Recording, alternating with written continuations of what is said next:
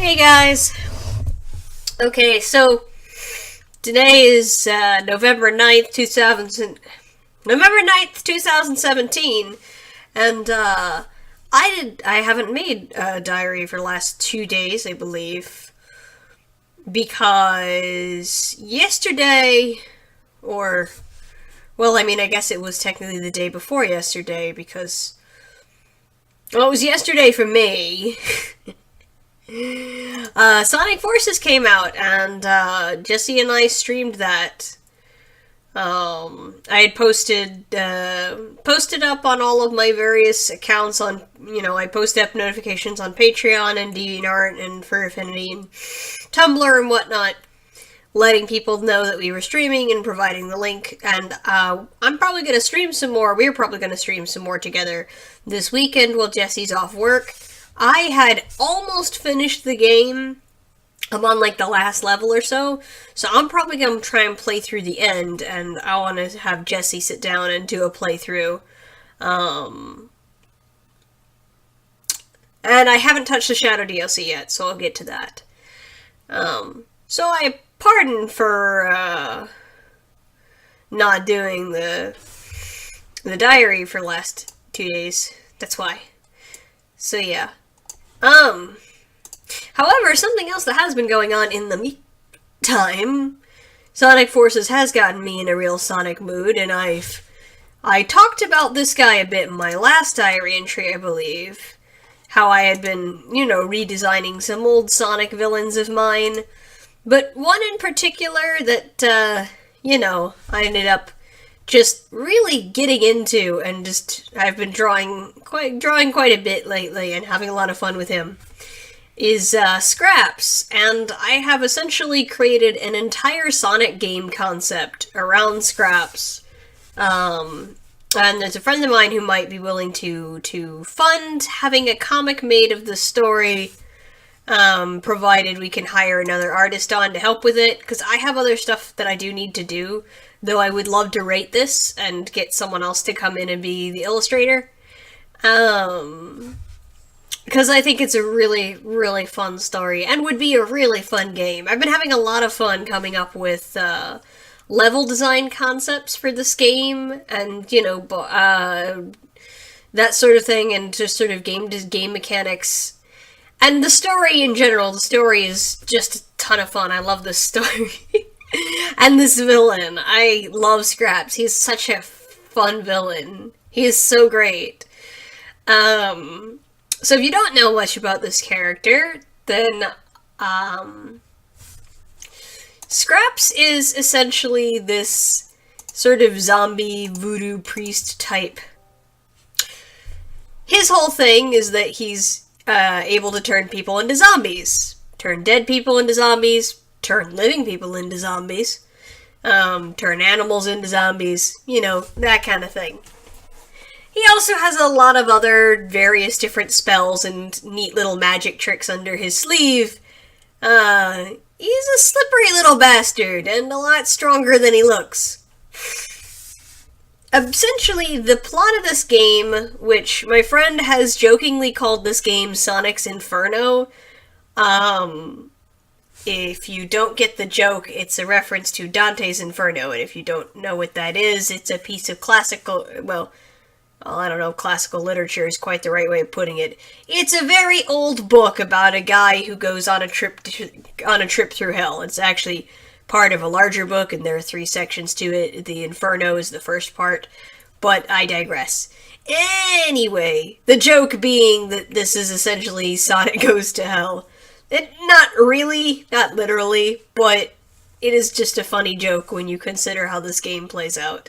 But essentially, the game starts out with Sonic, Amy, and Tails visiting essentially a parody of New Orleans for Mardi Gras. And, they're just there for the festivities and whatnot. And, Amy finds this homeless bum playing a banjo on a street corner with a little coin jar, and she goes to put a couple of rings in it just to be nice, and he kidnaps her. This homeless bum, of course, being Scraps, who was waiting around to see if any pretty girls would come and put any money in his jar. So he kidnaps Amy, Sonic tries to catch him, fails, and then they, not sure what else to do, honest to God, just go to the police station to report the kidnapping. Sonic describes the kidnapper, and then the police freak out, and then they tell him that the kidnapper matches the descriptions of this, this, like, witch doctor guy who lives in the swamp, and everyone's afraid of him. So they then decide, well, we gotta go to the swamp then, and we gotta find this guy. And they run into a little ghost, a little glowy butterfly ghost. Little glowy butterfly. And she says to them that, like, oh, that's, he's my husband, but he went crazy when I died, and he might hurt your friend. I should come along and help you guys. And so she helps them out and helps Sonic and Tails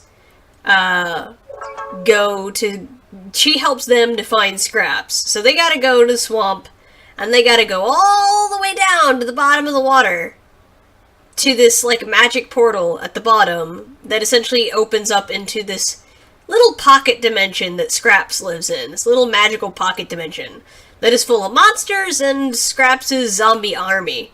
There really isn't much down here aside from a bunch of monsters and zombies, and, the zombies are brainless. They don't think or feel or anything. They just do what they're told. They don't feel anything, so they don't feel too guilty about beating them up. Anyway, so the game has you going through this, pocket dimension, underworld landscape or whatever, through these various different obstacles to try and get to Scraps and to save Amy. And throughout the game, you get some help from Tails and later on Knuckles.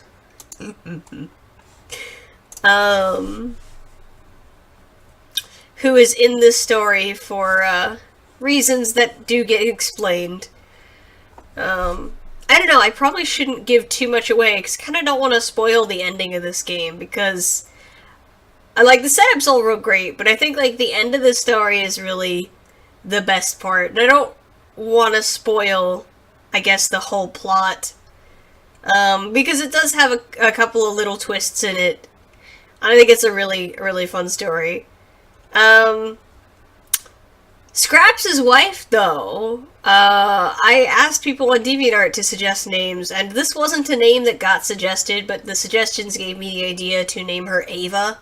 So I'm gonna stick with that from now on. Though, to be fair, most of the time Scraps just calls her Mon Chéri, and actually on the flip side she calls him Mon Amour, which mean very similar things. They're both French sayings that mean very, very similar things. Both Scraps and Ava can speak, Creole and Ava speaks Creole and proper French on top of it. And they both have, these, they both have these southern accents, these, Louisiana accents. Scraps can play the banjo and cooks really good Cajun food. Cajun food, which he can't eat because his mouth is stitched shut, and that makes eating difficult.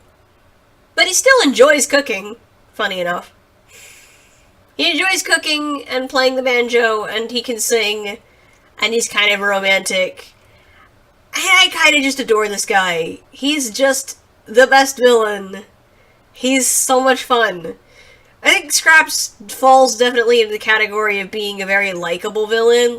He's still scary and intimidating, because he's still creepy as shit, and he does creepy things, and,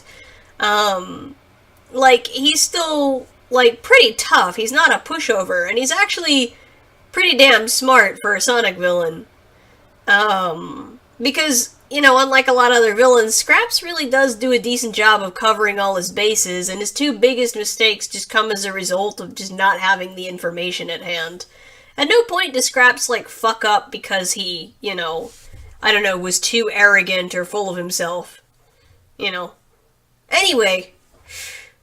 So yeah, that's the 10-minute mark, so I should be wrapping up now. But I will probably be talking about this more in the future.